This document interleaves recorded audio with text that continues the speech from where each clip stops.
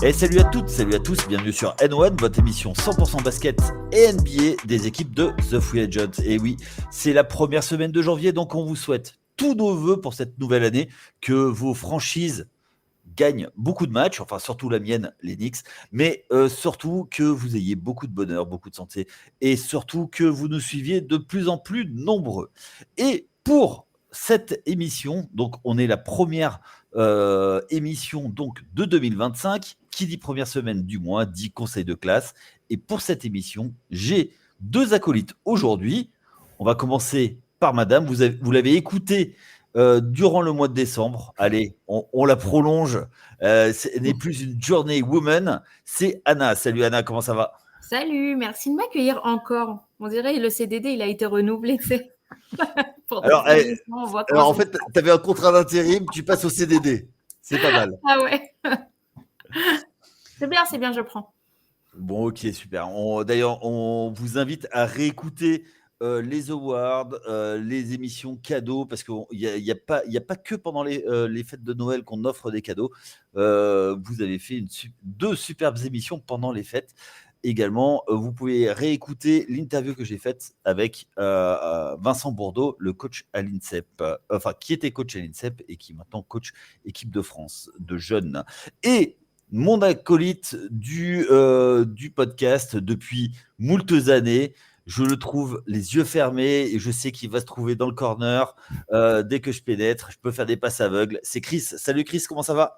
Salut à tous, bonne année, meilleurs vœux à vous déjà et à tous ceux qui nous écoutent. Tu me présentes maintenant au bout de 2 minutes. Hein.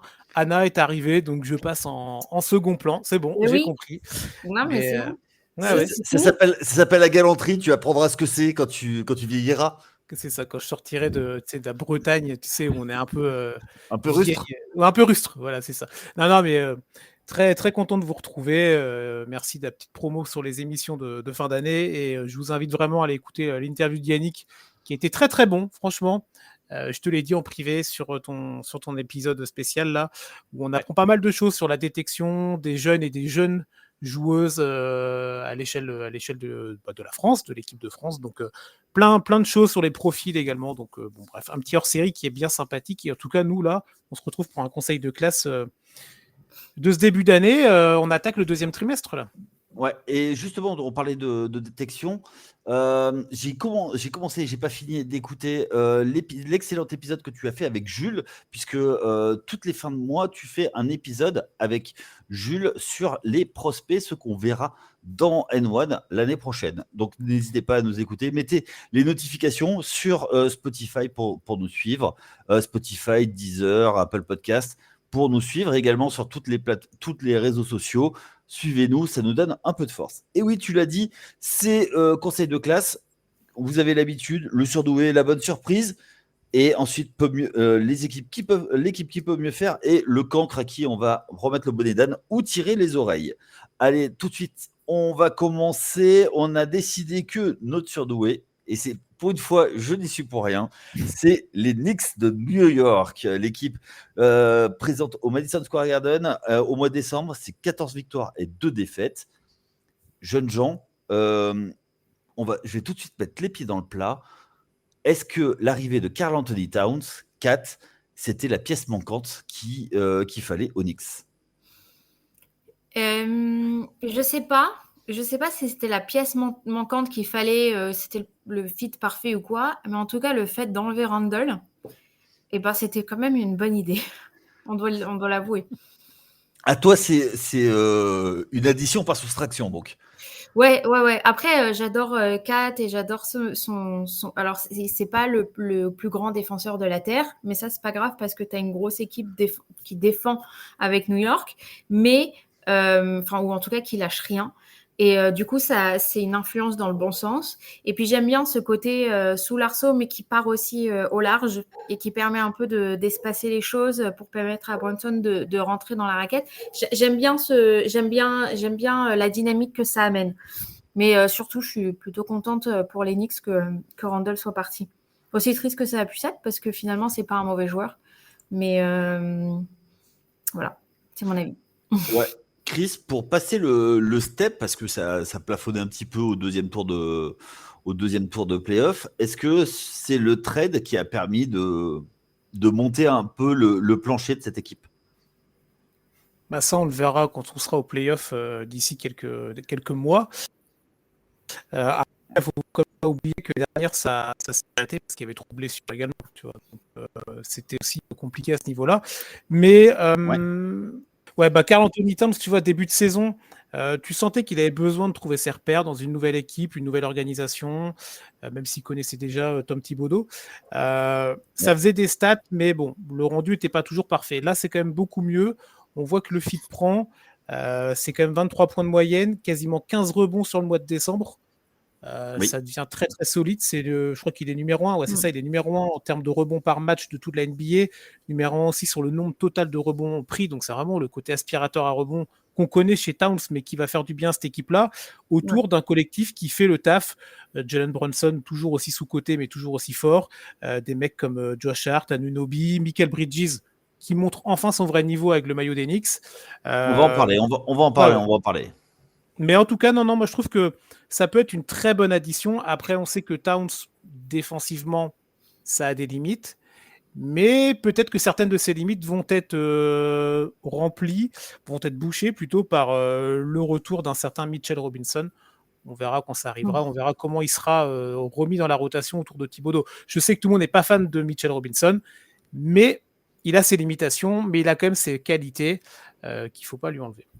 En fait, pardon, excuse-moi, je rebondis juste parce que Kat, en termes de fit qu'il prend, je pense que ça prend beaucoup plus aussi en dehors du terrain, qu'il y a une meilleure communication entre les joueurs et ça se voit vraiment sur les réseaux sociaux parce qu'en fait, ils sont tous les trois avec Brunson et Hart à s'envoyer des messages, etc. sur Twitter et je sais qu'à chaque fois, je remets ça un peu sur le tapis, mais je trouve que c'est très significatif de la santé d'une équipe où il y a ces joueurs qui déconnent ensemble. Et le fait qu'il le fasse avec Kat alors qu'il ne le faisait pas forcément avec Randle, ça aussi, je pense que c'est aussi une des choses qui fait que ça fit de plus en plus avec Kat dans l'équipe.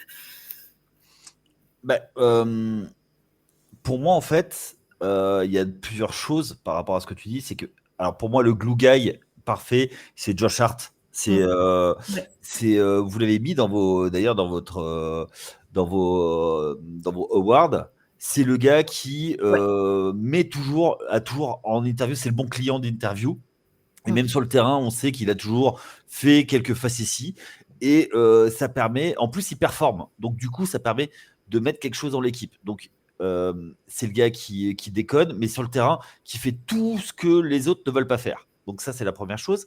Et ensuite, tu parlais de Julius Randle qui s'en va. C'est plus surtout sur les options que ça va permettre à Tom Thibodeau pour jouer. C'est-à-dire que là où Julius Randle avait besoin de beaucoup la balle pour jouer et prendre des pick and roll en porteur de balle, Kat, lui, va être plutôt poseur d'écran et pour Jalen Brunson, ça va lui ouvrir des opportunités parce que Kat, il va pouvoir être aussi fort en roulant, en allant vers le panier, qu'en popant en sortie et pouvoir shooter. Donc ça donne des options qui sont plutôt intéressantes. Et en plus, là où je suis d'accord avec Chris, c'est là, si Mitchell Robinson revient, lui, ça va donner une possibilité aussi dans l'équipe, dans les line-up, de pouvoir décaler Karl Anthony Towns en 4. Et là, on va pouvoir avoir une équipe un peu différente et un peu plus lourde, un peu plus grande, et on va pouvoir s'adapter à plusieurs types de basketball. Et ça c'est pour moi, c'est ça qui est le plus important. Ouais, je suis assez d'accord avec ton analyse. Le fait en fait d'avoir un 4 qui peut être versatile et qui peut aller qui peut faire plusieurs rôles et jouer à plusieurs postes, ça va beaucoup aider l'équipe et surtout vers la fin de saison en play-off où ça va commencer à jouer un peu plus dur et où il va falloir quand même quelqu'un en poste 5 plus dur. Peu moins mou. Ok. Le mois de décembre, c'est aussi le mois où Michael Bridges a pris de l'épaisseur dans le jeu. Est-ce que ce mois de décembre, c'était le mois c'est l'éclosion de Bridges? Bah, on l'a vu au match de Noël contre Ouais. les Spurs, là. C'était le premier match du Christmas du jour de Noël, voilà, du Christmas Day. Christmas Day. Et c'est vrai que franchement, on a vraiment retrouvé le joueur extrêmement, extrêmement fort et qui peut prendre feu et qui peut faire du bien en fait dans n'importe quelle équipe. Et là, avec cette équipe des Knicks, donc c'est vraiment une pièce importante si New York veut aller loin, parce qu'on sait que Brunson, il va être fort, il va être bon. On sait que Josh Hart, tu l'as dit, c'est le glue guy, il va apporter plein de trucs, machin. Anunoby, tu sais qu'en défense, il va être là aussi, il va faire les efforts. C'est un joueur de collectif. On a parlé de Towns, on va pas revenir dessus, mais je pense qu'avoir un pistolero comme Bridges, un mec qui peut prendre feu et un mec, tu te dis, ok, même si tu essayes de le bloquer, même si tu fais des prises à deux, ou alors si tu l'oublies parce que tu vas avoir un oubli défensif, il va te punir immédiatement. Les New-Yorkais sont partis le chercher pour ça. Et là, tu sens vraiment qu'il a pris le mood. Alors, c'est très bien qu'il le fasse au mois de décembre. Maintenant, il va falloir qu'il le fasse surtout quand les échéances seront plus importantes. Mais non, moi, je pense que Bridges, c'est typiquement le genre de game changer, tu vois, dans une équipe et qui peut t'apporter le petit truc en plus sur une série qui peut être serrée, par exemple. Je me demande si c'est pas ce changement de mécanique de shoot, en fait, que finalement il a assimilé et qu'il arrive à mieux gérer, à mieux maîtriser. Parce que, en fait, au début de saison, vraiment, c'était une cata. On se foutait de sa gueule, clairement. Et là, aujourd'hui, il a fait taire pas mal de bouches. Et je me demande si c'est pas aussi une question de régularité du shoot. Enfin, une question de régularité pour le shoot, en fait, qu'il a changé. Donc, j'ai vraiment hâte de voir, en fait, si, en effet, comme tu dis, ça va continuer ou si c'est vraiment juste une bonne période où il est en feu, quoi. Mais en fait, au-delà de tout ça, c'est même pas forcément ça qui m'angoisse un petit peu pour les Knicks. C'est un petit peu, bon, c'est le coaching à la Thibodeau, hein, c'est toujours la même chose. Il joue 40 minutes par match. C'est sympa sur la saison régulière, mais une fois qu'on arrive en play-off, les mecs, ils sont cramés, quoi. Donc, en fait, ok, on a déjà vu, c'est des joueurs qui peuvent tenir, etc., qui peuvent aller loin en play-off, mais est-ce qu'ils peuvent aller loin et gagner des séries intenses et en 7 matchs avec une équipe qui est déjà arrivée, pas au bout du rouleau, mais presque. Alors, comment dire? Moi, c'est compliqué pour moi, en fait. C'est pourquoi de parler de ça? C'est parce que Tibbs, il a quand même 2 titres de Coach of the Year avec les Knicks. Il nous a remis sur la carte. Clairement, il nous a remis sur la carte. Ensuite, je pense que il a été prolongé. Est-ce que il fit aussi avec l'effectif? L'effectif lui ressemble. Tu vois, c'est-à-dire un intérieur défenseur, un 4 qui est un Karl Anthony Towns qui est 4,5 en fait. Est-ce que c'est un 4? Est-ce que c'est un 5? Et après, qui va pouvoir cacher à terme. Et sur les trois ailiers, c'est-à-dire un porteur de balle, Brunson, un poseur d'écran, Karl Anthony Towns, et 3 shooters à l'extérieur qui sont aussi des très forts défenseurs. Et c'est eux qui vont amener la plus-value. Et moi, je pense que effectivement, aujourd'hui, le temps de jeu est une vraie question. Je pense que ça va un petit peu se calmer pour repartir.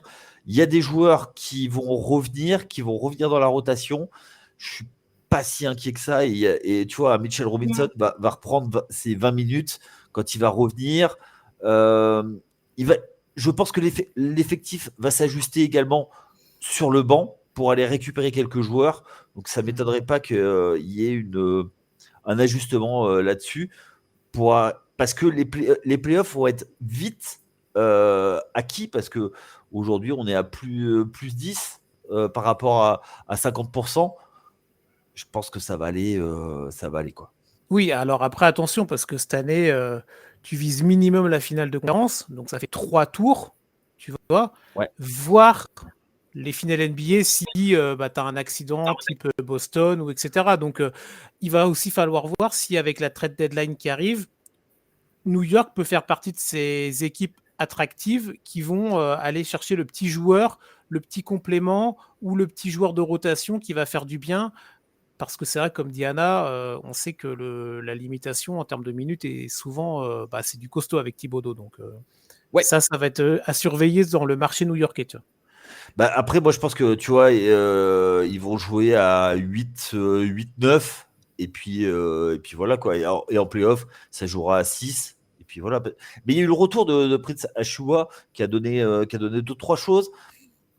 On va voir sur la durée. Et puis, mais on en reparlera, je pense, dans les mois à venir, savoir s'il reste tout en haut de la conférence.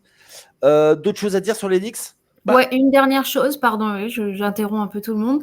Vas-y. C'est quelque chose que je disais au Christmas Day, mais je trouve que c'est quelque chose qui a pris aussi beaucoup avec Kat. C'est tu disais que l'effectif ressemble à Thibodeau. Et je l'ai remarqué surtout dans Kat, parce que dans son attitude, on n'est plus sur un petit chat, mais on est plutôt sur un tigre, en fait, sur le terrain. Et en fait, ça me donne confiance dans cette équipe, en fait, sur l'avenir. On verra. Ok, Chris. Non, c'était juste faire un petit point sur le calendrier à venir pour New York. Tu vois, c'est toujours intéressant de voir un petit peu ce qui les attend, même si là, on a déjà démarré janvier depuis quelques jours. Mais ouais. C'est à domicile. Tu n'as que des matchs à domicile. Tu as du Toronto, tu as le Thunder. Ça va être un énorme choc à suivre. Le Thunder qui enchaîne pas mal. Hein. Ils ont eu Boston là, ils ont du New York, ils ont du Cleveland. Ils ont gagné alors qu'ils étaient mal barrés. Ils ont eu un petit coup de pouce arbitral. Mais ouais. Et après, tu as un back-to-back Milwaukee qui est quand même pas mal aussi à l'Est et qui peut venir les chatouiller. Et tu as Détroit, qui n'est pas déconnant, mais tu vois, Toronto, OKC, Milwaukee, Détroit. Tu as un calendrier qui est quand même... c'est intéressant. Tu vas avoir des bons tests pour cette équipe new-yorkaise. Tu vois. Ouais, complètement. Mais c'est là où ça va se créer. Et puis, en général, c'est là où il va falloir commencer à mettre l'impulsion pour après jusqu'à la trade deadline. Et à la trade deadline, c'est le sprint qui commence. C'est ça. Allez, de toute manière, on s'en fout. Ce sera Boston qui gagnera.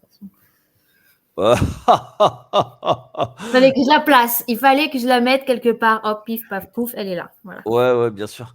On en parlera en temps et en heure. De tes Leprechaun. Allez, on continue. La bonne surprise, mais c'était les Clippers, 7 victoires, 5 défaites. Mais la vraie interrogation, pourquoi on les a mis là, c'est parce qu'ils ont réussi à se maintenir tout en haut de la conférence Ouest sans leur joueur star, Kawhi Leonard. Vous, est-ce que enfin on va pouvoir réhabiliter Tyronn Lue? Le réhabiliter, moi j'ai toujours considéré que c'était un très bon coach, un très bon meneur d'hommes. Attends, c'était le chauffeur du bus à Cleveland. Non, Mauvais. Oui, c'est pas lui qui a mené nécessairement, qui était la tête de proue, mais j'ai toujours considéré, je l'ai dit dans plein d'émissions depuis quelques années, que c'était vraiment un mec qui savait manager, qui savait optimiser au mieux l'effectif qu'il avait autour de lui. Et là, tu vois, t'as pas de Kawhi. Alors en même temps, Kawhi, il est jamais là. Donc bon, est-ce que c'est vraiment un truc? Non, mais c'est vrai. Il faudrait un jour reprendre vraiment les chiffres, tu vois, d'absence et de présence de Kawhi sur le ratio absence sur le nombre de matchs dans sa carrière depuis des années après Toronto, on va dire, même si aux Spurs à la fin ça s'est mal terminé. Mais bon, bref, tu as quand même une équipe qui a le 22e offensive rating. Bon, c'est assez... mais bon, en même temps, tu es assez limité parce que déjà, tu n'as pas Kawhi et bon, tu as James Harden, mais tu as quand même le 5e defensive rating. Donc, tu as une équipe quand même qui se bat. Tu as une équipe qui est là tous les soirs sur le terrain, sur le parquet, qui va défendre le plomb. Et à côté de ça, donc, tu as du Harden qui fait comme une bonne saison quand même. Dans l'ensemble, c'est même sa meilleure saison au scoring depuis Brooklyn en 21-22. Et tu as surtout un Norman Powell qui est incroyable. Il est à plus de 25 points par match au mois de décembre. C'est 10 points de plus par rapport à la saison dernière. Alors là, c'est sur un ratio d'un mois, donc on va tempérer. Mais tu as un mec qui est juste incroyable. Si vous prenez les matchs du mois de décembre, entre le 16 et le 30, tu as 6 matchs des Clippers. Il fait 26 points, 28 points, 3 fois 29 points et 35 points. C'est le gars, il était en feu absolu, tu vois. Donc, Tyronn Lue a quand même réussi avec un effectif qui vaut ce qui vaut à avoir une équipe, tu vois, qui a un bilan positif sur le mois de décembre, qui est là dans le classement de la conférence Ouest, et on n'arrête pas de dire que la conférence Ouest, c'est une jungle. Les Clippers, ils sont là, ils font leur petit bonhomme de chemin, et là, tu vas retrouver Kawhi. Il a joué 12 minutes sur le match contre c'était Atlanta, je crois, son retour. Bon, il a fait quelques minutes, il se sentait plutôt bien, on va voir sur la suite. Mais non, moi je pense que tu as une équipe intéressante, tu as Zubac aussi qui est toujours là. Pareil, c'est un mec qui est limité dans ce qu'il peut proposer, mais il est toujours là, il fait ses doubles-doubles, il est à 15 points, 12 rebonds de moyenne. Moi, voilà, je pense vraiment que Ty Lue, tu lui mets un effectif dans les mains, tu lui enlèves la star, il va quand même réussir à construire quelque chose. Alors, je te dis pas qu'ils vont aller en finale NBA, tu vois, et même avec Kawhi, ils iront pas en finale NBA. Mais je trouve quand même que tu as une équipe des Clippers qui est moins dégueu que ce qu'on pouvait attendre, tu vois. Je pense que ce qui joue aussi, c'est ce côté recentrage sur la défense. Le symbole de ça, c'est aussi le retour de Nicolas Batum dans l'effectif, qui est quand même un sacré mort de faim sur le terrain. Il a 35 piges ou 36 ans, je ne sais plus combien il a, mais on dirait qu'il 36, en a 20. 36, il est de 88. Ouais, donc 36 comme moi. Belle année, 88. C'est une super année, 88. Mais tu vois, il a la forme de quelqu'un qui a 20 ans, on dirait, et il se bat sur tous les ballons. Et en fait, c'est la même chose. J'ai l'impression que en fait, cette équipe a repris un peu de shape défensif. Et en fait, et je pense que du coup, ça a permis aussi à Norman Powell le côté défense, en fait, encourage l'offense. L'attaque, pardon. On sait très bien. Excuse-moi, Anna. On sait très bien que pour pouvoir bien attaquer, il faut avoir du rythme en défense. Si tu n'es pas rythmé en défense, à part si tu fais du demi-terrain et que tu fais de l'isolation, tu n'as aucun rythme, quoi. Donc, on sait que justement, se battre, voir un vétéran de 36 ans se jeter sur les ballons comme ce que devraient faire les gamins, ça inspire, quoi, tu vois. Ça veut dire que pour gagner ta place, tu es obligé de faire pareil. Donc, tu vois, c'est quelque chose qui est ultra important. J'ai aussi lu un truc et j'avoue que je ne le savais pas forcément, c'est que apparemment, c'est Jeff Van Gundy qui est venu comme nouveau coordinateur de la défense. Et donc, ça explique un petit peu ce recentrage sur ça. Oui, je crois l'avoir lu, oui, il arrivait cet été, ouais. Ouais, donc tu vois, il y a plusieurs petites explications et en fait, ça a permis aussi derrière à Tyronn Lue, en fait, on a critiqué Tyronn Lue beaucoup, mais en fait, il faut pouvoir contrôler LeBron pour gagner un titre, ou pour aller loin en playoff, etc. C'est pas donné à tout le monde, ça n'a pas été donné à tout le monde d'ailleurs, et tout le monde n'a pas réussi à coacher LeBron. On l'a vu au fil des années, donc rendons hommage à Tyronn Lue. Et donc, du coup, ça permet d'être sorti de Paul George, parce que c'est quand même aussi un cauchemar, Paul George. Enfin, pardon, c'est un très bon joueur, mais en termes de blessures, etc., voilà. Donc, on est sorti de Paul George et aujourd'hui, on est quand même avec James Harden et Norman Powell. Enfin, c'est quand même des points forts en attaque. Du coup, Norman Powell qui se révèle, j'entends. Et Russell Westbrook aussi qui est parti. Russell Westbrook est parti, mais pour le coup,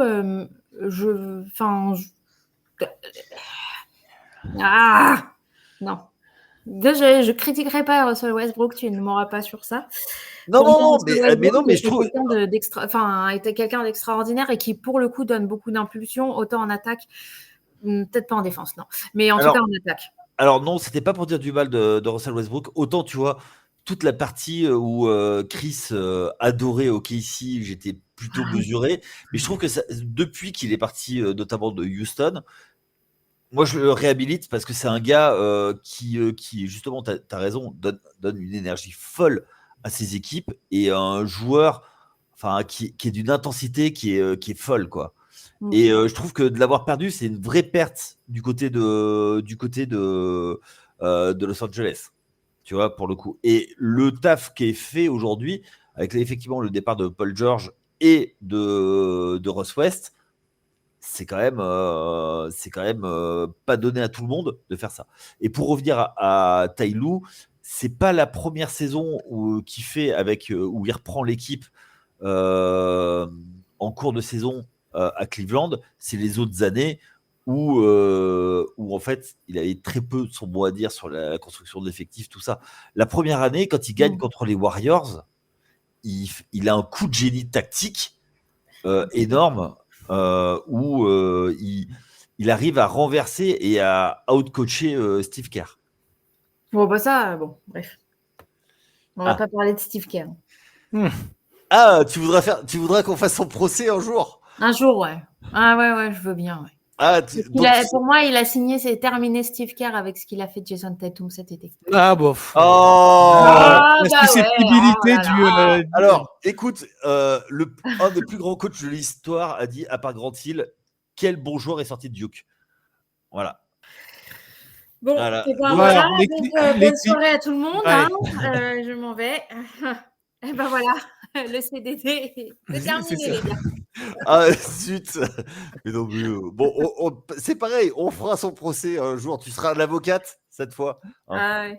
C'est Chris qui jugera parce qu'il aime bien porter des robes. Donc, voilà.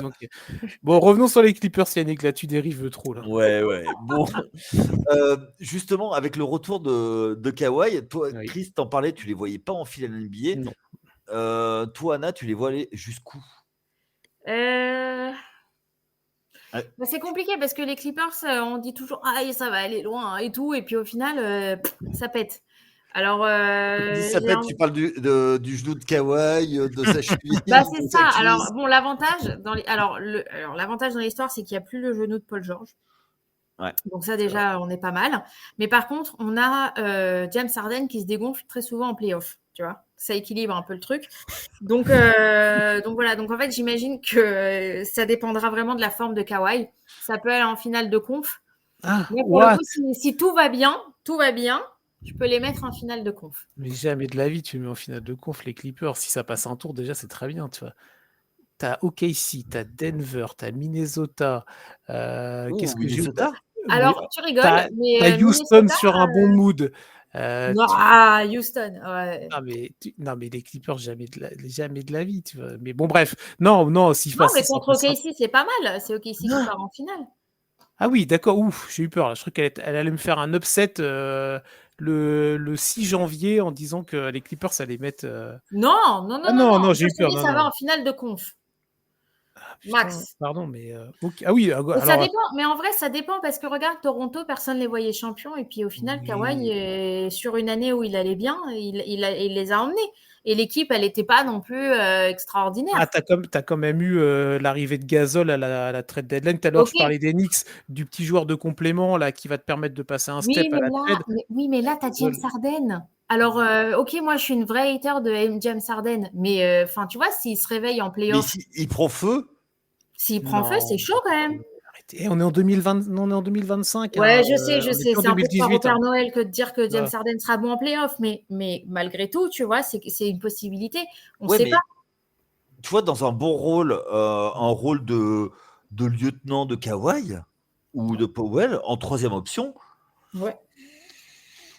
Bah ouais, ça peut, pourquoi pas, franchement. Tu vois, Minnesota, ils déçoivent. Moi, je les vois pas, Minnesota. Pardon. Enfin, je les vois pas plus loin que demi-finale de conf, grand max. Mais on en reparlera aussi. On en reparlera de. Mais là, on est là pour parler des clips. Oui, pardon.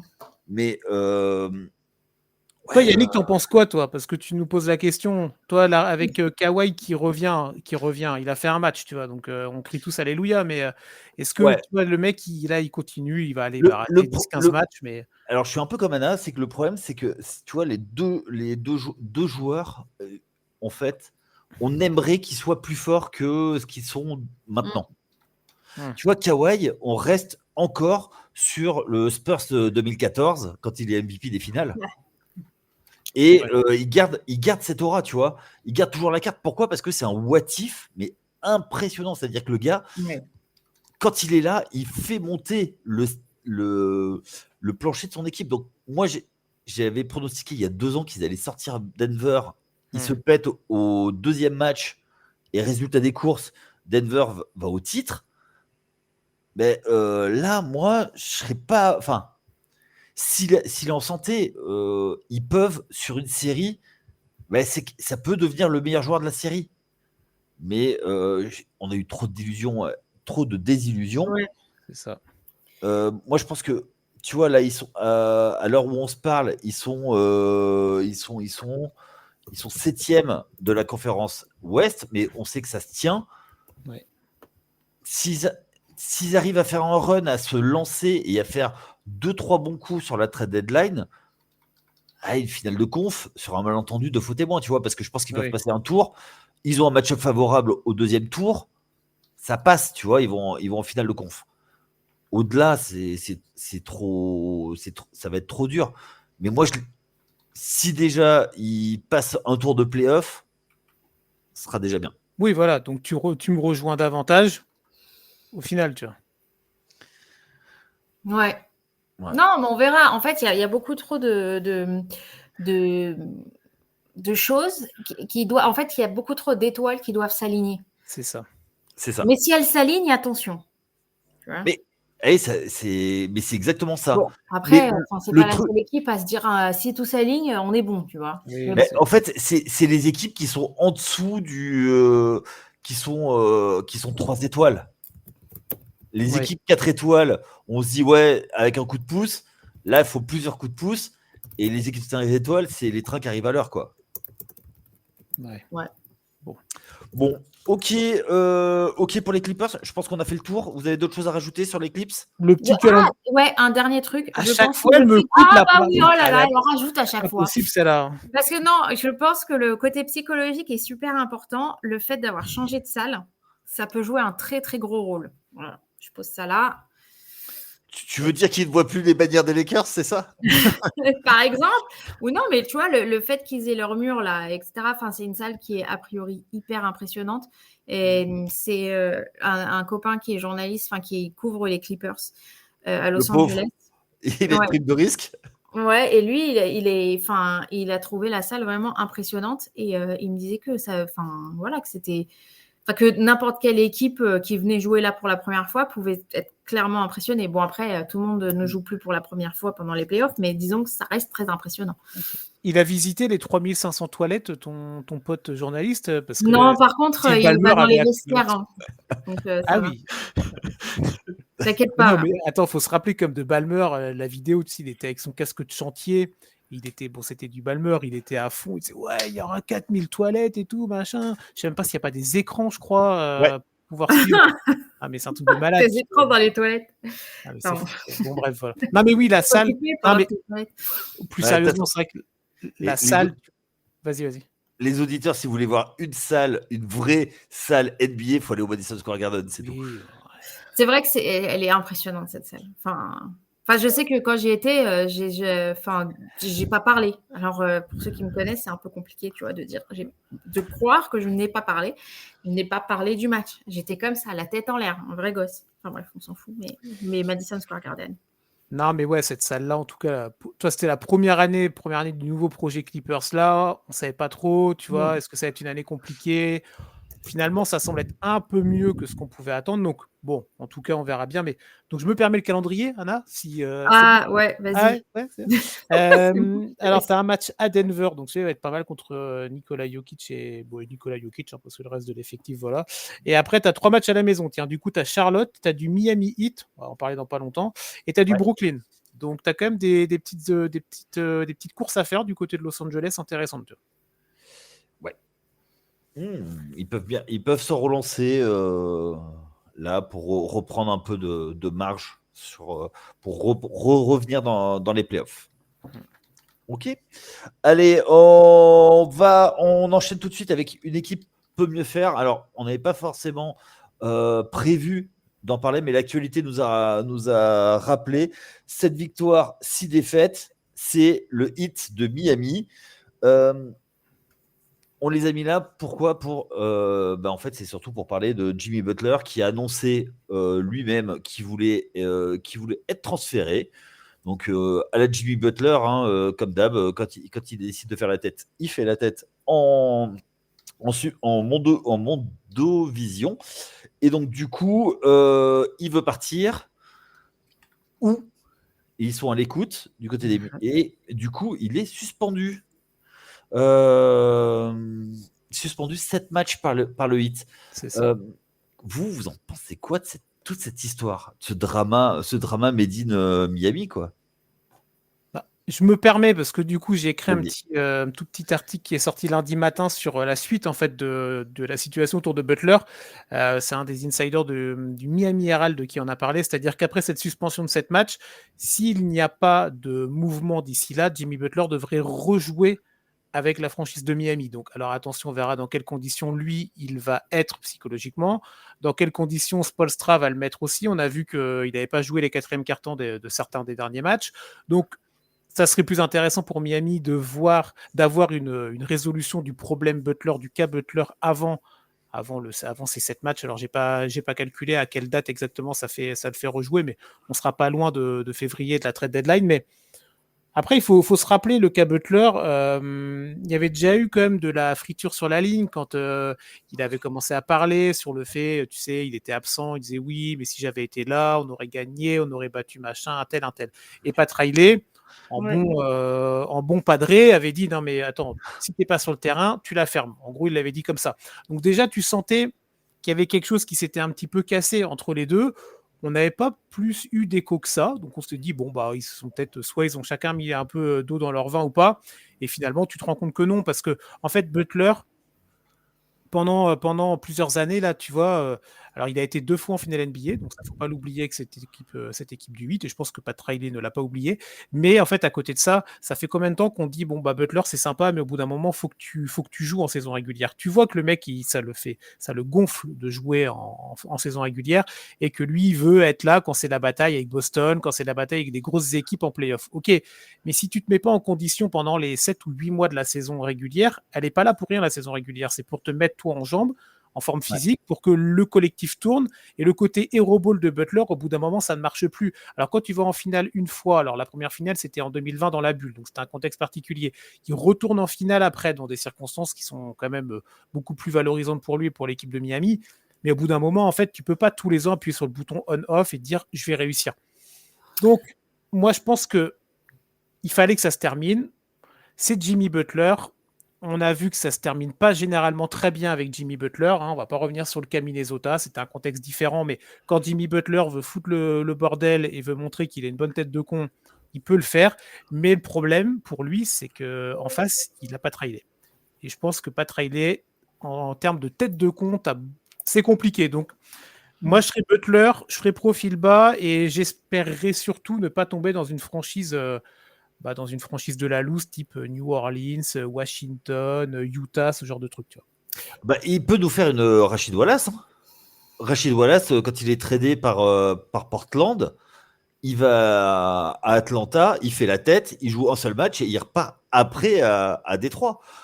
Moi, je pense que s'il est tradé là où il veut pas aller, il fera la tête et il ira foutre le bordel jusqu'à ce qu'il est où il veut aller.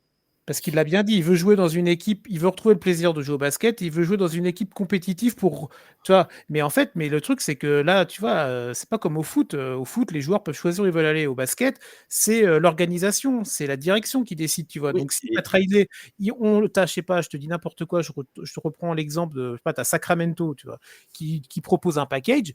Bah, s'il doit l'emmener à Sacramento à l'autre bout du pays, il va l'envoyer. Si Jimmy Butler il n'est pas content, et bah, il sera pas content. C'est comme ça, tu vois. c'est sûr qu'il va l'envoyer plutôt vers l'ouest. S'il peut l'envoyer à l'ouest, il envoie à l'ouest. Bon, moi, j'ai un avis qui est pas du tout pareil que toi, Chris. Alors, mais vraiment pas. Et j'ai une approche peut-être un peu plus féminine et un peu plus psychologique. Mais non, mais Les hommes, c'est des non, mais parce qu'en fait, tout ce que j'ai vu de Jimmy Butler me fait un peu réfléchir. Et j'ai l'impression que depuis qu'il a perdu son père, il a perdu un peu ce côté prendre du plaisir sur le terrain. C'est-à-dire que depuis l'année dernière, je ne sais pas si vous avez remarqué, mais enfin, moi, je l'ai vu et il en parle d'ailleurs dans Starting Five. Et on comprend pas, enfin, il le dit pas totalement ouvertement, mais en gros, qu'il était retourné sur le terrain parce qu'il avait besoin de jouer, que machin, que truc. Et puis, en fait, on comprend quand on regarde un peu tous les matchs. Enfin, j'ai pas regardé tous les matchs, mais en tout cas, j'ai regardé une bonne partie qui prend pas tellement de plaisir sur le terrain. Et je pense que ça va au-delà du côté Miami. Je pense qu'il n'avait pas eu le choix que de revenir très rapidement, alors que c'est de ce que je comprends, dans ce qu'il en dit, la mort de son père l'a un peu traumatisé. Et que le fait qu'il ait dû retourner comme ça très rapidement, etc., ça a participé aussi à cette perte de plaisir et à cette perte de plaisir de jouer pour Miami. Donc ça, c'est une chose. La deuxième chose, en effet, c'est que historiquement, bon, bah, il aime bien ouvrir sa gueule. Et Pat Riley, il aime pas trop quand on ouvre sa gueule. Et que du coup, l'embrouille, enfin, en tout cas, qu'on ouvre sa gueule sans être sur le terrain. Et donc, je pense qu'en effet, la coupure officielle entre les deux s'est faite au mois de mai et au mois de juin, quand Jimmy Butler l'a un peu trop ouvert. Mais de toute manière, il y a eu beaucoup de rumeurs en fait sur Jimmy Butler, comme quoi Miami était ouvert aux offres de transfert, etc. Enfin, donc en fait, c'est une atmosphère en fait qui s'est dégradée au fur et à mesure, où c'est une relation où finalement ils ont compris que le projet Butler ne marchait pas et ne faisait pas gagner des finales. Que c'était peut-être tout simplement pas un franchise player, et ce que je pense qu'il n'est pas d'ailleurs. Je pense que c'est un go-to guy et tout ce que vous voulez, mais construire une équipe autour de lui, ça marche pas parce qu'il est. Enfin, il y a un truc qui marche pas dans sa personnalité. Et donc voilà. Et donc au final, toutes ces rumeurs comme ça qui ont tourné, machin, ça a fini par friter les uns et les autres. Et voilà. Par contre, en termes de gestion, je trouve que c'est un petit peu le bordel. Et bon, bah ok, ça donne du popcorn et ça fait du drama dans une ligue qui est un petit peu, bon, pas on s'ennuie sur le hors-terrain, mais qui est un petit peu lissée. Donc voilà, la personnalité de Jimmy Butler, ça fait toujours parler, ça fait toujours plaisir, ça fait toujours du clic. Et je pense que tout le monde en profite un petit peu. Mais je pense que oui, il sera parti à la trade deadline. Mais il ira là où il voudra aller, parce que c'est Jimmy Butler et que j'ai confiance dans sa capacité à être très convaincant. Alors pour moi, tu vois, il y a plusieurs choses dans ce que vous avez dit. Je vais peut-être être un peu médian par rapport à vous deux. Tu vois, déjà, Jimmy Butler, on sait que c'est un gars qui a eu une vie compliquée. Il a été mis dehors de chez lui par sa mère. Il avait 14 ans. Il a été recueilli par les parents d'un copain qui l'ont gardé. Il a retrouvé son père bizarrement quand il est devenu une star NBA. Donc, tu vois, moi, tu vois, ça fait partie des choses. Et moi, j'avais l'impression qu'il avait justement trouvé un père spirituel avec Pat Riley et que là, il s'est senti trahi. Et du coup, ça a marqué une cassure. Parce que le gars, faut pas oublier que sur une cheville, il allait sur le terrain. Ouais. Tu vois, il a donné. Et quand ton boss est là, et c'est là où je me suis dit, Pat Riley, il a perdu la main. Il a perdu la main sur ce qu'il était. Donc, tu vois, je pense que Spoelstra a essayé de faire le tampon comme il a toujours fait, mais c'était fini en fait la partie Jimmy Butler, tu vois. C'était fini dans sa tête, il était déjà parti avant même le début de saison. Et ils ont essayé de le trader en début de saison, mais sauf que il y a personne qui en a voulu et tout le monde savait que ça allait exploser. Et en fait, ils vont l'acheter à la baisse. Et aujourd'hui, là où je suis d'accord avec toi, Anna, c'est que moi, je pense que c'est un joueur sur lequel, en fait, tu ne peux pas que compter sur lui pour gagner un titre. Ça peut pas être ton option numéro 1. Oui, il va te faire le taf en défense, il va te marquer des paniers décisifs, mais il va falloir quelqu'un à côté pour le soulager et être le vrai leader. Être le leader aussi dans les vestiaires. Parce qu'on sait qu'on parle pendant la bulle, mais on sait très bien qu'il rackettait ses coéquipiers. On savait qu'il faisait des cafés, il payait des cafés, il faisait des cafetières à piston, des French press, je crois que ça s'appelle en anglais, et il leur faisait payer $20, tu vois. Mais ça faisait le taf, c'était marrant, mais voilà. On sait à côté que c'est le gars qui, quand il a été, il a toujours choisi ses matchs. Et on sait que contre Philadelphie, vous m'avez choisi, vous avez choisi Tobias Harris sur moi, je vais vous en marquer 40. On le sait que contre Minnesota, il a pris l'équipe, même pas l'équipe des remplaçants, il a pris l'équipe 3 et qu'il a été battre tout le monde. Et qu'après, il a convoqué la presse et que tout de suite, dans les vestiaires, on sait qu'il est comme ça. En fait, quand tu prends un joueur, tu prends les qualités et les défauts. Et on sait que Jimmy Butler, il est comme ça. Moi, je suis pas sûr que du coup, Pat Riley ait vraiment tant la main que ça parce qu'il a repris la main médiatiquement et que derrière, pour garder la face, ils le suspendent 7 matchs, l'association des joueurs est rentrée dans la danse en disant « Ouais, la suspension, elle est un peu abusée quand même. » Donc, du coup, voilà. Donc, pour bien tout le monde, il va être transféré. Mais où? Justement, vous le voyez où? À Golden State. Alors Voilà. moi j'adorerais Posez-moi aussi plus qu'à faire. non mais j'adorerais aussi les Warriors. Après bon c'est le jeu des journalistes américains là depuis 3 jours à telle équipe. T'as Phoenix aussi qui ressort pas mal. Le problème de Phoenix c'est que Non, s'ils veulent non. bouger c'est Bradley Beal et Bradley Beal il a une no trade clause et je crois que le Heat n'en veut pas de cette option là donc va falloir peut-être Bizarre, je plutôt comprends oui pas pourquoi. mais je pense que ça sera surtout un trade à faudrait vraiment, alors, arriver à matcher les salaires, c'est compliqué. Ce sera plus un trade à 3 voire 4 équipes. Mais oui, c'est sûr que moi, les Warriors, j'adorais parce que, on va pas faire un débat sur les Warriors maintenant, mais je trouve que avec des effectifs actuels, tu perds Green, tu vois, un dernier tour de piste pour essayer d'aller loin en playoff. Je te dis pas d'aller gagner de nouvelles bagues, mais de nous refaire un dernier coup. C'est pas avec Moody, Podziemski, Kuminga, qui sont des bons joueurs intrinsèquement, mais c'est pas ça qui va permettre de. Tu rajoutes un mec comme Butler, je pense que ça va créer des problèmes, ça va créer des nouvelles problématiques. Mais moi, j'adorerais le projet. Dans les vestiaires, ça va être sympa. Hein. Justement. Ça va être sympa. Ah bah attends, Ouais, si Draymond Green il sort une pêche, l'autre il va se prendre une poire quoi. Tu vois? Là on va avoir un vrai truc.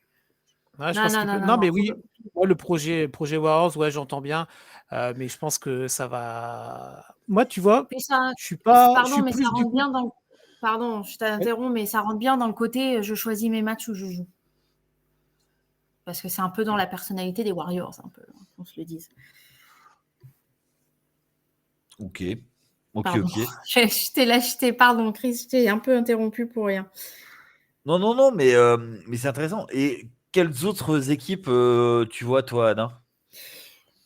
Honnêtement, je vois que les Warriors. Parce que je suis pas sûre que ça intéresse vraiment d'autres et je suis pas sûre que même Jimmy Butler soit intéressé dans d'autres équipes. Maintenant, la question, c'est qu'est-ce que les Warriors sont prêts à lâcher pour avoir Butler? Et ça, je suis pas sûre qu'il y ait beaucoup de choses. Donc, il faut voir aussi comment Miami. Et pour revenir à ce que tu disais sur Riley, peut-être. J'en sais rien. C'est pas dans leur plan, mais honnêtement, j'en sais rien. Parce qu'ils veulent pas lâcher Kuminga, ils veulent pas lâcher Wiggins, ils veulent lâcher personne. Et toi, Chris, tu le verrais pas chez tes Lakers? Non. Les Warriors, oui, mais attention, Kerr, il le disait encore, c'était un article d'ESPN qui est sorti ce matin, que pour l'instant, ils sont bien avec leur effectif. Ils veulent attendre encore un mois en travaillant ensemble avant de voir s'ils peuvent bouger des pièces. Mais donc, s'ils veulent pas bouger tel mec, ils vont rien faire et voilà, ils vont pas aller loin. Non, je te dis, moi, c'est soit les Warriors, mais avec le discours de Kerr, j'ai du mal. Phoenix, ça serait un jackpot énorme. Non, mais pour Phoenix, ce serait un coup énorme parce que tu te débarrasses du projet Bradley Beal. Attention, Phoenix, hein, c'est sorti également là, ce lundi matin. Bradley Beal et Nurkic qui sont mis sur le banc. Donc, on sait aussi que le proprio des Suns, il a une tendance à dégoupiller très vite. Donc, est-ce que c'est pas commencer un petit peu à faire des changements dans le 5 pour potentiellement dire bon, bah les gars, on veut plus de vous? On n'en sait rien, ça reste que moi une hypothèse que j'ai, mais je pense surtout que Butler, il va rejouer avec le maillot de Miami. Dans quelles conditions, on verra. Moi, ça m'étonnerait pas qu'il ne se passe rien avant la trade deadline et que ça se joue pendant l'été plutôt. Mais ça aussi, c'est un peu bizarre, tu vois, cette manière de faire, des rumeurs. Non, on veut pas qu'il parte. Après, tu le suspends 7 matchs. Il y a des trucs qui sont un peu bizarres dans cette communication de Miami quand même, malgré tout. Je sais pas. Je trouve que je me souviens plus de comment ils avaient fait pour le Shaq ou pour D-Wade, mais je me souviens pas de communication comme ça. D-Wade, c'est simple. C'était lui, il a été drafté. C'est la fameuse draft 2003. Il est resté. À la fin de son contrat, ils lui ont dit, bah écoute, si tu veux aller voir ailleurs, vas-y. Donc il a été à Cleveland, à Chicago. Dans sa ville natale, il a fait 1 an et demi, ça s'est mal passé. Il est allé à Cleveland, ça s'est et après, il est revenu faire une dernière danse du côté de Miami.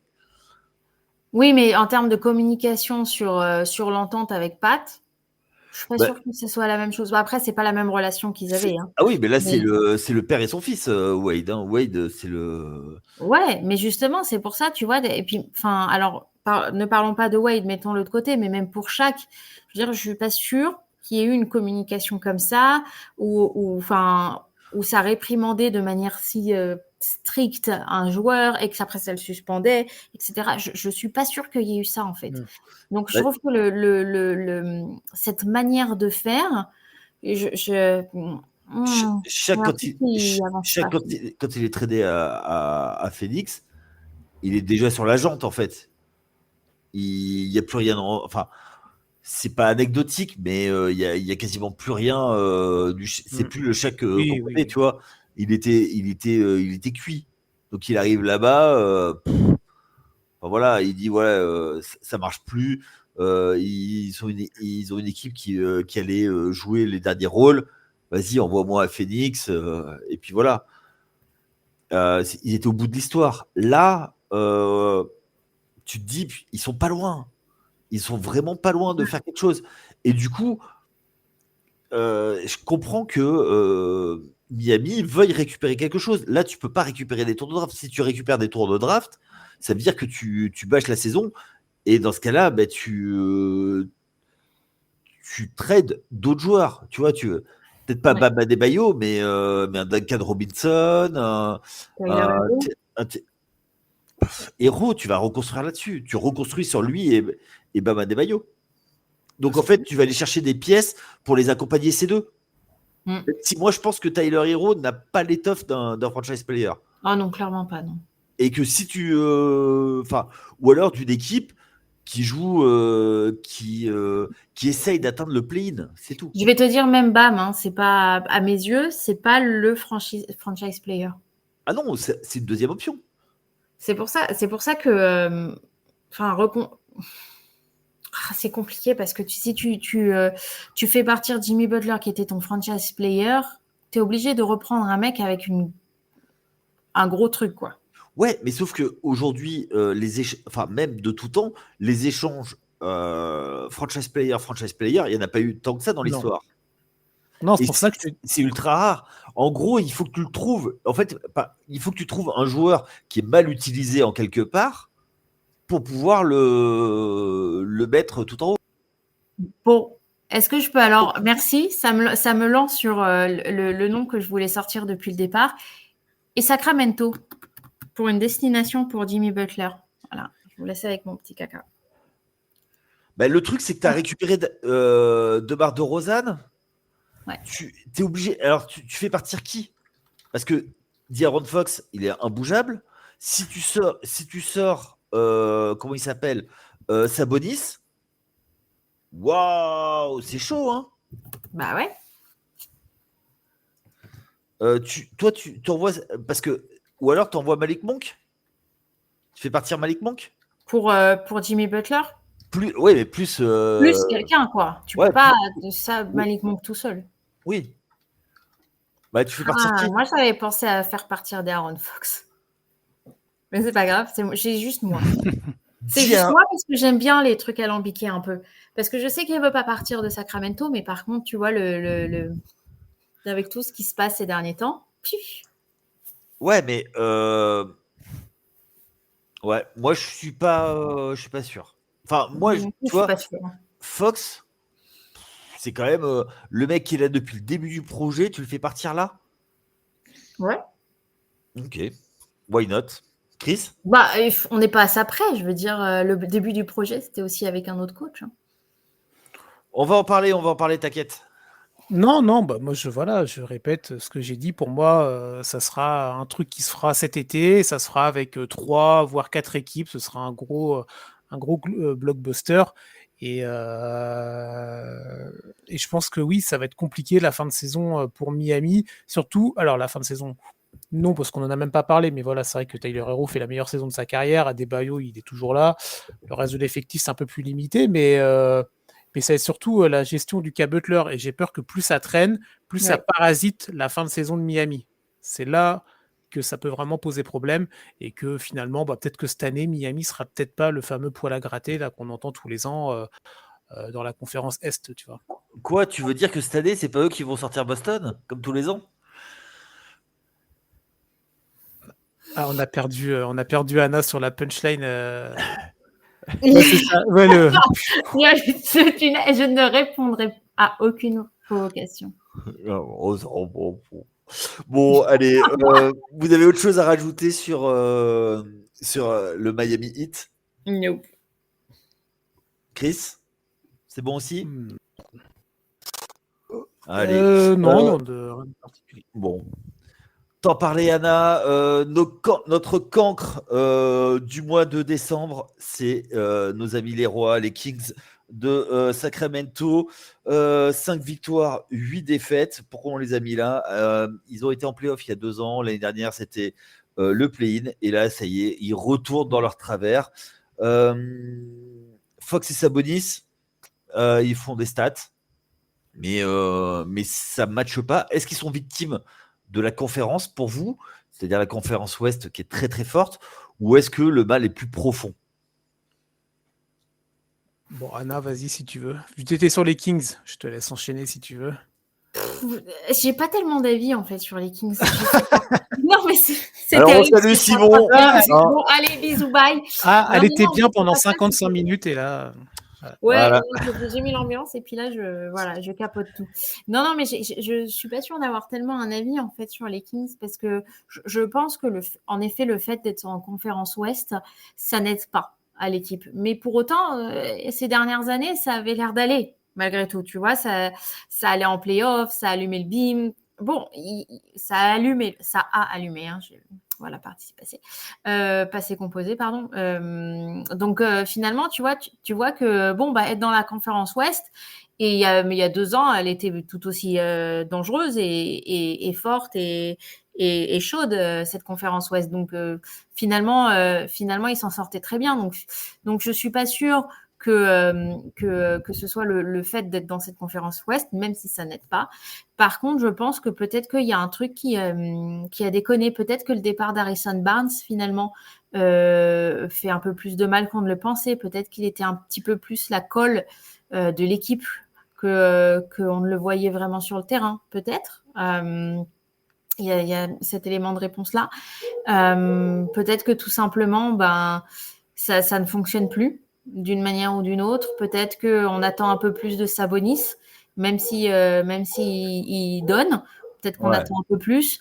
Peut-être qu'on attend un peu plus de leadership de De'Aaron Fox, même s'il donne. Peut-être que ou peut-être qu'il manque juste quelqu'un pour faire la cerise sur le gâteau et faire comme à New York le 4, quoi. Celui qui manque peut-être. Alors.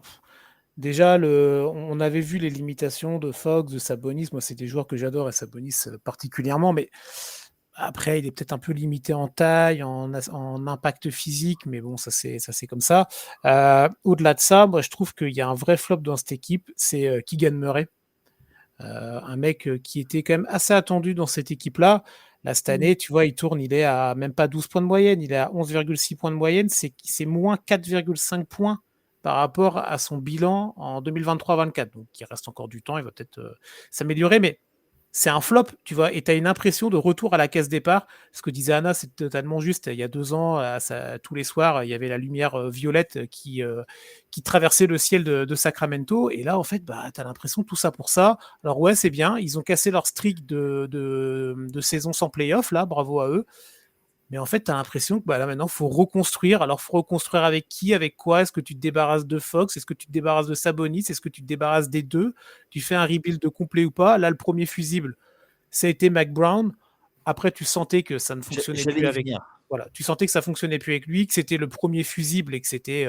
en général, les coachs, c'est toujours les premiers fusibles en NBA dans le sport en général, donc ok.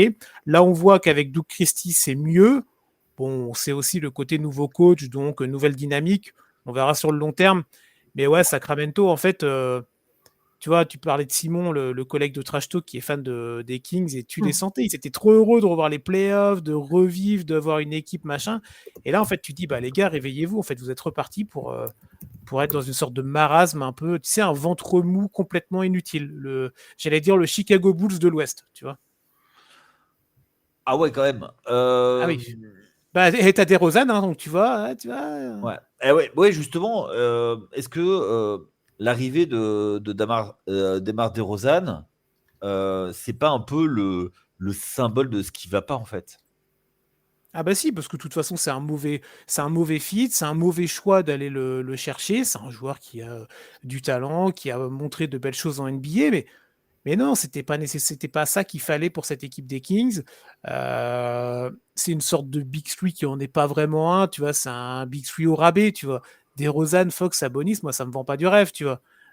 Donc non, c'était pas un bon choix. On a été très nombreux à le dire dès que ça avait été dès que c'était sorti en place publique à l'époque, et ça ne fait que se confirmer. Donc, non, je pense que là, Sacramento, on va les laisser gentiment terminer leur saison, et on va voir s'il ne peut pas y avoir du mouvement. Mais non, moi, je pense vraiment il y a un côté retour à la case départ après ce mirage de 2022-2023. Et c'est dommage, parce que les Kings restent une belle franchise, avec un public de connaisseurs et un public qui adore cette franchise et son équipe. Donc c'est dommage, mais bon, c'est le cycle de la NBA, mais c'est long pour les Kings quand même.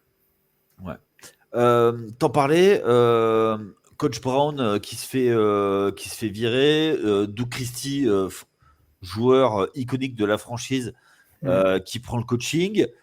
Est-ce que ça ressemble pas un peu à un panic move ou un move à la Kings des années 2010 quoi? Bah, on sait que il y a pas mal de coachs NBA, Mike Malone en particulier, qui avait eu une mauvaise fin avec les Kings aussi, qui était monté au créneau là en disant que Mike Brown avait été viré. Je vous laisserai la fin du propos, mais comme un malpropre. Et c'est vrai que quand tu vois, quand tu lis, il y a un article de The Athletic qui est sorti très intéressant il y a quelques jours de ça sur la façon dont comment c'est arrivé en fait ce départ, ce renvoi de Mike Brown. Et en fait, ouais, tu le vois au début de l'article, en fait, le mec il est à l'entraînement avec son équipe, bon, il fait un entraînement lambda et il devait être en déplacement, je crois. Donc les joueurs apprennent sur le tarmac de l'aéroport ou avant de monter dans l'avion, en fait, que Mike Brown n'est plus le coach, tu vois. Lui, il l'apprend à peu près au même moment, mais du coup, tu as un vrai moment de latence et de flottement parce que tu te dis, mais attends, alors il a fait l'entraînement avec nous ce matin, là il devait partir avec nous ce midi, mais il n'est plus le coach, ça va être qui, ça va être quoi? Bon, après, c'est le côté business de la NBA, hein, on Ouais, sait c'est ça. mais il faut que. Ok, moi je veux bien entendre, c'est le business de la NBA, mais des mecs, ça reste des humains et on peut aimer ou pas aimer le mec, on peut aimer ou pas aimer sa façon de coacher. C'est quand même Et, douloureux. Alors après, le mec, il paraît qu'un bon chèque, donc on va pas être triste pour lui non plus. et je sais pas si tu te souviens, mais attends, c'est la NBA. Harrison Barnes, en plein match, il apprend qu'il est tradé. Ouais, non, mais il y en a plein des exemples comme ça, évidemment. Mais non, mais tout ça pour te dire que la direction des Kings, tout à l'heure, je Ah, mais parlais de. c'est pas l'élégance, hein, on sait, hein, mais. Exactement. Donc, oui, le côté panic move, oui et non. C'était le premier fusible, comme j'ai dit, à faire sauter. Bon, bah voilà, ils l'ont fait. Je suis pas sûr que ça change grand-chose à la saison des Kings, mais ils allaient faire quoi? Ils allaient pas rompre le contrat de Fox ou l'envoyer, je sais pas où, tu vois. Donc, tu fais d'abord sauter le coach. Là, tu fais venir Doug Christie qui était déjà un peu Il était assistant. Hein. Ouais, voilà, il était assistant, donc voilà. Bon, tu vois ce que ça va donner et tu changeras les choses cet été. Mais non, panic move, je dirais pas ça, mais c'était C'est le un premier peu. élément à faire sauter, tu vois. Est-ce que pour toi, Anna, c'est un mouvement pour essayer de sauver la saison et d'essayer d'avoir le play-in? Je pense que oui. Je pense que en fait, c'est le fusible qui est un peu pris pour tout le monde. Après, en interne, on ne saurait pas trop, mais de ce que j'ai cru comprendre, c'est une habitude que le management a de virer comme ça les coachs. C'est pas le premier à en pâtir, de ce que j'ai cru comprendre et de ce que j'ai cru lire par-ci par-là. Donc ouais, c'est une volonté un peu qui semble un peu prise à la va-vite, hein, qui semble complètement précipitée, comme ça, pas vraiment réfléchie, de vouloir sauver la saison. Okay. C'est pas la décision que j'aurais prise, mais bon, je suis pas GM, je suis pas propriétaire de franchise. Toi, t'aurais pris Luka Doncic en 2 à la place de Bagley. Ah bah oui, au moins. Non, ce serait pas vrai. J'aurais jamais pris Luka Doncic.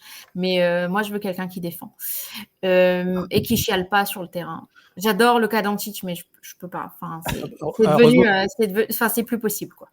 C'est pas, voilà, j'y arrive pas. Je peux pas les pleureuses comme ça, je peux pas. Donc ouais, je pense que c'est un move un peu pris comme ça, précipité, parce que la manière dont ça s'est fait, bon, déjà, c'est pas réglo du tout, mais ça, on a commencé à avoir l'habitude, et puis, enfin, ça a l'air complètement précipité, et puis, allez, hop, tchic-tchac, on prend cette décision-là maintenant, tout de suite, et pas dans 10 minutes, parce que dans 10 minutes, il sera déjà dans l'avion, et qu'on pourra pas le faire, on pourra pas lui dire par téléphone. Enfin, il y a tout un truc comme ça qui fait que, voilà, c'est un peu un geste de panique. J'ai l'impression que c'est un petit peu un geste de panique. Ok. Bon, vous avez d'autres choses à rajouter sur Sacramento? Non, je Bon, pense que... bonne chance. C'est ça.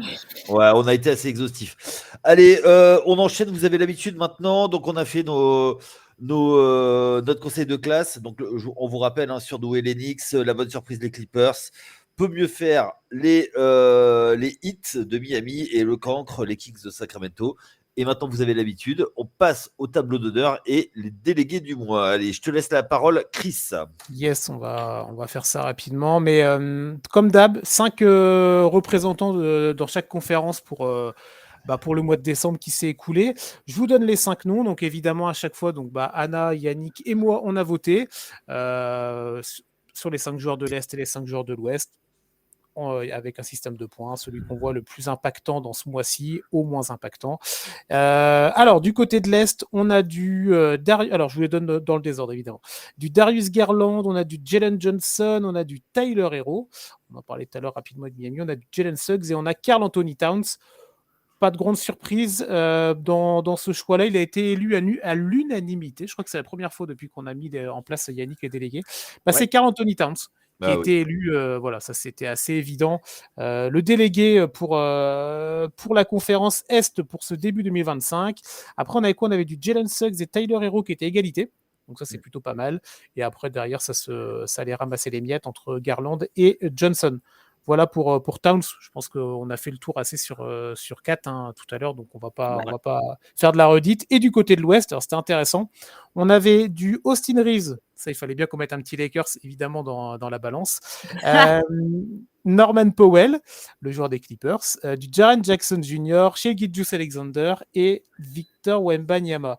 Alors pour rappel, c'était le mois dernier, Anna était là, il y avait Benjamin aussi, et du coup il y avait eu égalité entre Nikola Jokic et Shai Gilgeous-Alexander, mais Anna et Benjamin avaient voté pour Nikola Jokic, donc c'était lui qui était reparti avec la timbale, c'est vrai. Tu me parles de galanterie, Yannick, moi je mets en avant mes invités, tu vois. Bon, Anna n'est plus invitée maintenant, mais moi je me considère toujours comme invité. Ouais, invité spécial, tu vois.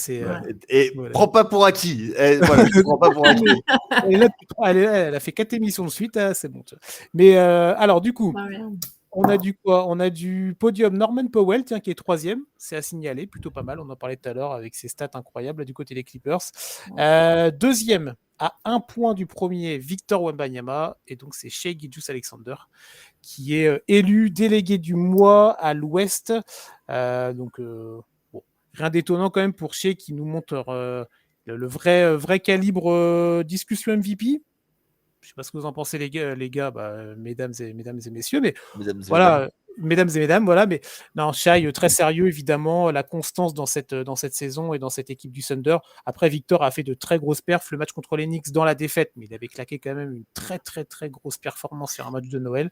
Mais en tout cas, voilà. Donc Shai Gilgeous-Alexander élu pour l'Ouest et Karl Anthony Towns pour l'Est. Voilà nos 2 délégués qui représenteront TFA, si on peut le dire, dans ce mois de janvier.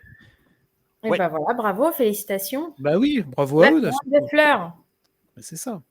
Donc voilà pour les petits délégués, Yannick. Écoute, oui, tout à fait. C'est comme ça qu'on va conclure ce conseil de classe d'aujourd'hui. Donc, merci Anna, merci Chris de votre présence et de nous avoir apporté vos éclairages. J'espère que vous avez aimé. N'hésitez pas à venir en commentaire discuter avec nous sur le Discord communautaire de TF1. Vous retrouvez ça sur les réseaux sociaux. N'hésitez pas, venez discuter avec nous. Ce sera avec grand plaisir qu'on pourra débattre, notamment sur tout ce qu'on a parlé, notamment la destination de Jimmy Butler. En tout cas, merci à vous deux. Merci à toi, Yannick. Merci à toi. Et ben donc, on vous souhaite une bonne journée si vous nous écoutez en journée et une bonne soirée si vous nous écoutez en soirée. Et à très vite sur les antennes de TF1. Ciao. Bye.